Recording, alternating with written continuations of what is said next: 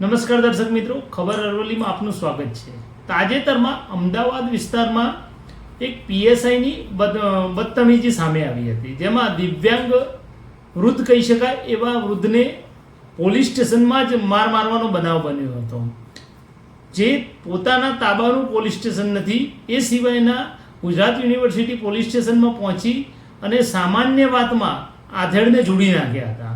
આ પીએસઆઈએ દિવ્યાંગ પર કરેલા હુમલા બાબતે દિવ્યાંગજનો સામે આવ્યા છે।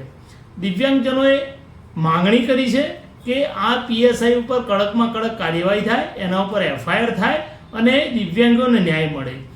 આ તબક્કે અરવલ્લી જિલ્લાના મેઘરજ તાલુકાના દિવ્યાંગોએ આજે મેઘરજ મામલતદારને આવેદનપત્ર આપી રાજ્યપાલને આ બાબતે રજૂઆત કરી છે। રજૂઆતમાં તેઓએ જણાવ્યું છે કે જો આ પીએસઆઈ ઉપર કોઈ કડક કાર્યવાહી કરવામાં નહીં આવે તો આગામી સમયમાં સમગ્ર રાજ્યના દિવ્યાંગજનો રસ્તા પર ઉતરી આવશે અને ન્યાયની માંગ કરશે।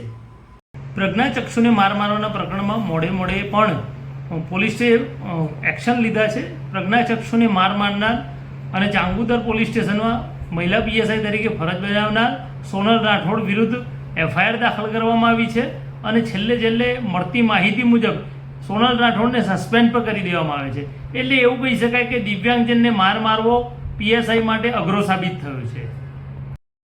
અમદાવાદમાં થયેલા ગોપાલભાઈ દરજીના ઉપર અમાનુષી અત્યાચાર વિરુદ્ધ અમે મેઘરજ તાલુકાના દિવ્યાંગ ભાઈઓ બહેનો દ્વારા આજે મામલતદાર શ્રી મેઘરજને મારફતે મહામહિમ શ્રી રાજ્યપાલને આવેદનપત્ર આપીને આરોપી પીએસઆઈ વિરુદ્ધ કડક કાર્યવાહી કરવામાં આવે તેવી માગણી કરી છે।